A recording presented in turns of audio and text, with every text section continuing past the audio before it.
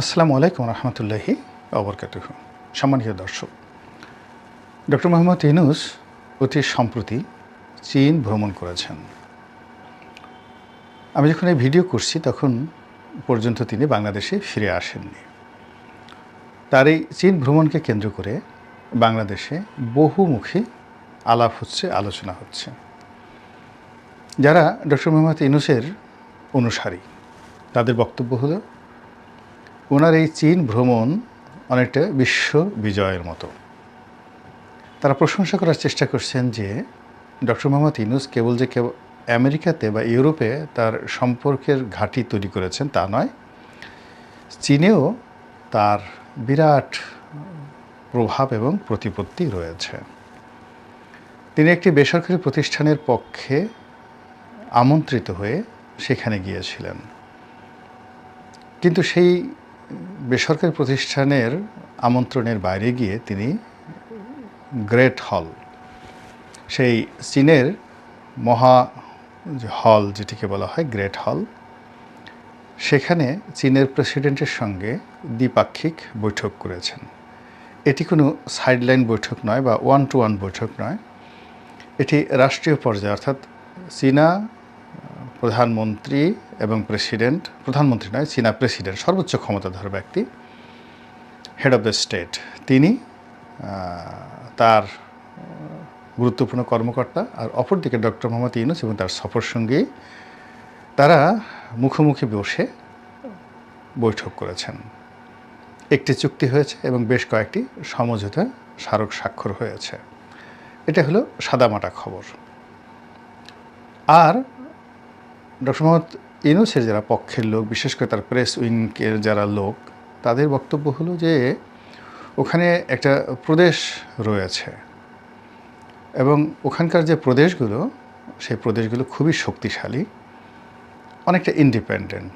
সেখানে শহরগুলোর জন্য রয়েছে মেয়র, তারপর প্রদেশগুলোর জন্য রয়েছে গভর্নর, এবং তারা তাদের যে কোনো বিষয়ে স্বাধীনভাবে সিদ্ধান্ত গ্রহণ করে, রেভিনিউ কালেকশন করে, এবং সেই রেভিনিউ কালেকশন করে পরিপূর্ণ একেবারে স্বতন্ত্রভাবে সেই প্রদেশকে চালাতে হয়, এবং তাদের সেই রেভিনিউ কালেকশনের উপরে সেই প্রদেশের উন্নয়ন নির্ভর করে।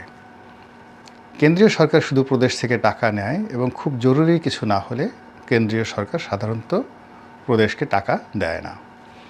এজন্য চীনের প্রতিটি প্রদেশের যে আইন এবং কানুন আলাদা, এবং তারা তাদের সেই প্রদেশের আয় রোজগার বাড়ানোর জন্য যা যা করা দরকার প্রায় সব কাজই করে। কেউ বিদেশি বায়ারদেরকে আকর্ষণ করে, তারপর কেউ ট্যাক্স সুবিধা দেয় বিদেশিদেরকে, এরকম নানা রকম সুযোগ সুবিধা রয়েছে। তেমনি একটা প্রদেশের যে স্টেট কাউন্সিল, অর্থাৎ ওই প্রদেশের যে গভর্নর, তাকে পরামর্শ দেওয়ার জন্য অনেক আগের থেকে, অর্থাৎ বাংলাদেশে ডক্টর ইউনূস যে প্রধান উপদেষ্টা হয়েছেন তার অনেক আগের থেকে তিনি এরকম একটা প্রদেশ, এটা হুনান বা অন্য যে কোনো একটা প্রদেশ, আমি এই মুহূর্তে নামটা একজ্যাক্টলি বলতে পারছি না, ওনার প্রেস উইং থেকে নামটা বলা হয়েছে ইউনান বা হুনান, এরকম একটা প্রদেশের যে স্টেট কাউন্সিল আছে, সেই স্টেট কাউন্সিলকে পরামর্শ দেওয়ার জন্য উপদেষ্টা রূপে অনেক আগের থেকে ডক্টর মোহাম্মদ ইউনূসকে তারা নিয়োগ করেছে। কল্পনা করা যায় কি বিশাল বিষয়, যেখানে আমরা বাংলাদেশের লোকজন ডক্টর মোহাম্মদ ইউনূসকে পাত্তাই দিতে চাচ্ছি না, সেখানে চীনের একটা বৃহত্তম প্রদেশ, তারা কিভাবে রাষ্ট্র চালাবে, কিভাবে তাদের অর্থনৈতিক ভিত্তি তারা গড়ে তুলবে, কিভাবে আরও অনেক কিছু করবে, এই বিষয়গুলো তদারক করার জন্য তারা ডক্টর মোহাম্মদ ইউনূসের পরামর্শ গ্রহণ করেছেন এবং পরামর্শক নিয়োগ করেছেন অনেক অনেক আগে। ডক্টর ইউনূস এই কথা হয়তো অনেককে বলেননি, এমনি উনি প্রচার বিমুখ, নিজের ব্যাপারে বেশি একটা প্রচার করতে চান না। আমরা যারা ওনার পক্ষের লোক তারাই বিভিন্ন সময় তাকে নিয়ে বিভিন্ন প্রচার চালাই, প্রোপাগান্ডা চালাই, কিন্তু তিনি সাধারণত লাজুক স্বভাবের মানুষ, নিজের সম্পর্কে কোনো কিছু বলতেই চান না। তো সেই কারণে চীনের সঙ্গে তার যে এরকম ঐতিহাসিক সম্পর্ক, সেই সম্পর্কটা আমরা জানতাম না। এই গেল এক। 2 নম্বর হলো যে চীনের যে প্রদেশটি, সেই প্রদেশটিতে তার যে গ্রামীণ ব্যাংকের কার্যক্রম, যেটা আমেরিকাতে আছে, ইউরোপে আছে, ঠিক একই কার্যক্রম তার রয়েছে চায়নাতে। এবং আরও নাকি বৃহত্তর পরিসরে। এবং চীনের যারা লোকজন রয়েছে সেখানে সামাজিক সাম্যতা বলা হলেও সেখানে ধনী এবং দরিদ্রের যে পার্থক্য এটা ক্রমশ বেড়ে যাচ্ছে। তো এই সকল কারণে তার যে 3-0 থিওরি, 3-0 থিওরি, এটি চীনে খুবই জনপ্রিয়। যেখানে কোনো দারিদ্রতা থাকবে না, যেখানে কোনো বেকারত্ব থাকবে না, এবং যেখানে কোনো দূষিত বায়ু থাকবে না, একেবারে 0 কার্বন, বাতাসে কোনো কার্বন থাকবে না। তো এরকম যে তথ্য নিয়ে প্রচার করছেন 3-0 থিওরি, সারা দুনিয়া এটা নিয়ে তোলপাড়। তো বাংলাদেশে এখন ডক্টর মোহাম্মদ ইউনূসের সুযোগ এসেছে 3-0 থিওরি বাংলাদেশে প্র্যাকটিক্যালি করে দেখানোর জন্য। কিন্তু এটাকে অনেক আগেই চীন গ্রহণ করেছে, আমেরিকা গ্রহণ করেছে, অনেক দেশ গ্রহণ করেছে, এইভাবেই লোকজন প্রচার চালাচ্ছে।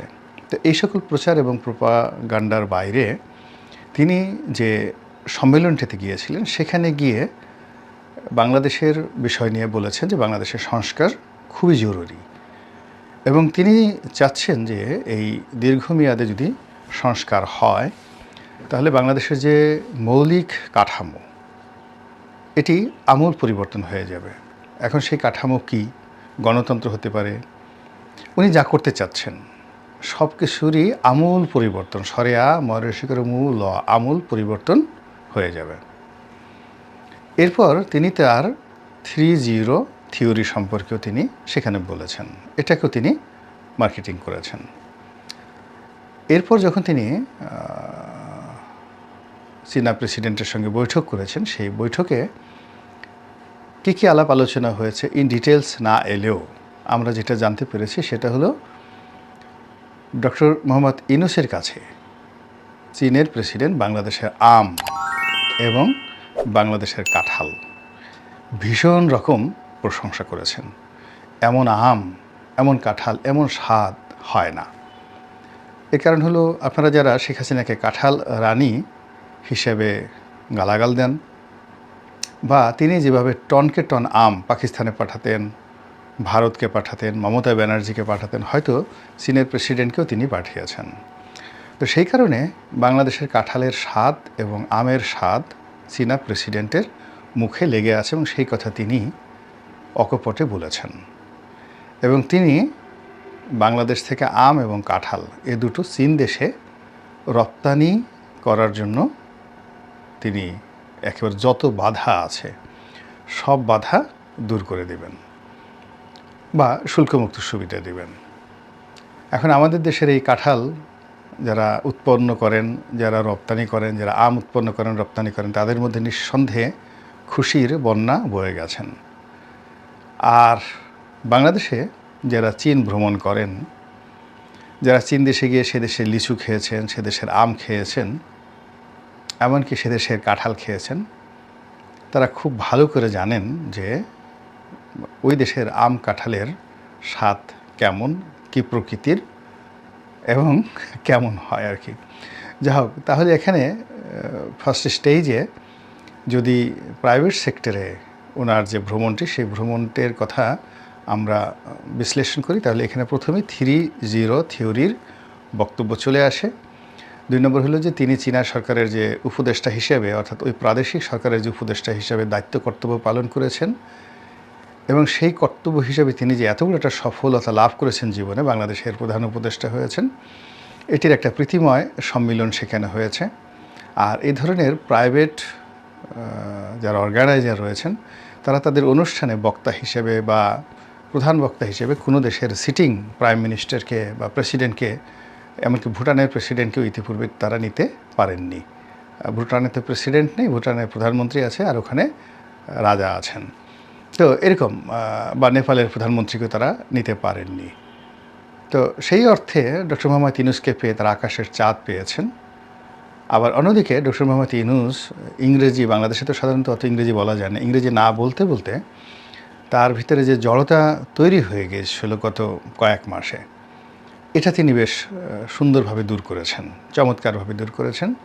তো এটা হলো ওই সম্মেলনের সফলতা, যেখানে তিনি তার ইংরেজির জড়তা দূর করেছেন, তারপরে উপদেষ্টা হিসেবে যাদের সঙ্গে তিনি ইতিপূর্বে কাজ করেছেন তাদের সঙ্গে আরও সহমর্মিতা হয়েছে এবং তার যে 3-0 থিওরি, যেটি বাংলাদেশের গর্ব, বাংলাদেশের একজন কীর্তিমান পুরুষ সেই মহাকালের কোটি কোটি বছরের ইতিহাসে কখনো 3টি শূন্য কেউ আবিষ্কার করতে পারেননি। ভারতবর্ষ থেকে একটা সময় একটা শূন্য আবিষ্কার করা হয়েছিল। সেই একটা শূন্যের কারণে পুরো পৃথিবীর ম্যাথমেটিক্যাল টার্মস একেবারে বদলে গিয়েছিল। পৃথিবীর সভ্যতা, কৃষ্টি, কালচার, বিজ্ঞান, তারপরে শেষে কি না সব কিছু পরিবর্তন হয়ে গেছে এই ভারতের একটা শূন্য আবিষ্কারের ফলে। এখন সেই একটা শূন্য ভারতের কোনো এক বিজ্ঞানী আবিষ্কার করেছেন, তার ফলে যদি পৃথিবীর এত পরিবর্তন হয়, তাহলে যে বাঙালি মহাপুরুষ 3টি শূন্য আবিষ্কার করেছেন, তার সেই 3টি শূন্যের ফলে এই পৃথিবী কি হতে পারে, আগামী 1 কোটি বছর পরে এই পৃথিবীর কি পরিবর্তন হতে পারে, এবং তখন ডক্টর মোহাম্মদ ইউনূসের সম্মান, বাংলাদেশের সম্মান আকাশের সেই নক্ষত্রমণ্ডলীর উজ্জ্বল যে তারকা, সেই মঙ্গল গ্রহ, সেই মঙ্গল গ্রহের সমপর্যায়ে পৌঁছাবে। কিন্তু আফসোস, আমরা এখন এই বাংলাদেশে বসে এত বড় কীর্তিমান পুরুষকে নিয়ে যে যার মতো করে কথাবার্তা বলছি। এটাই বাঙালির স্বভাব। বাঙালি সবসময় নিজের কপাল এভাবে নিজেরা পুড়িয়ে থাকে। দ্বিতীয়ত, তিনি যে সফলতা লাভ করেছে সেটি হলো বাংলাদেশের আম এবং কাঁঠাল এটির আন্তর্জাতিক স্বীকৃতি। পৃথিবীর কোনো রাজা, কোনো মহারাজা বাংলাদেশের আম নিয়ে, কাঁঠাল নিয়ে কোনো কথা বলেননি। এমনকি সম্রাট বাবর, তিনি এই ভারতবর্ষের কোনো কিছু নিয়ে কথা বলেননি। এমনকি ইলিশ মাছ নিয়ে হুমায়ুন কোনো কথা লিখেননি। কিন্তু চীনের প্রেসিডেন্ট মিস্টার শি, তিনি এই আম নিয়ে, কাঁঠাল নিয়ে কথা বলেছেন, তাও আবার বিশ্ব মানব ডক্টর মোহাম্মদ ইউনূসের কাছে। তো কাজেই এটি একটা বিরাট সফলতা, এবং সেই সফলতার হাত ধরে আগামী দিনে অনেক কিছু হতে পারে, অনেক কিছু হতে পারে। যারা হতাশাগ্রস্ত বা হতাশাবাদী, তারা এর মধ্যে অনেকগুলো অশ্বডিম্ব খুঁজতে পারেন। যারা আরও আশাবাদী, তারা চিন্তা করতে পারেন যে ডক্টর মোহাম্মদ ইউনূস যে বিশ্ব জয় করবেন বাংলাদেশ থেকে, তার শুরুটা হলো চীন জয়ের মাধ্যমে।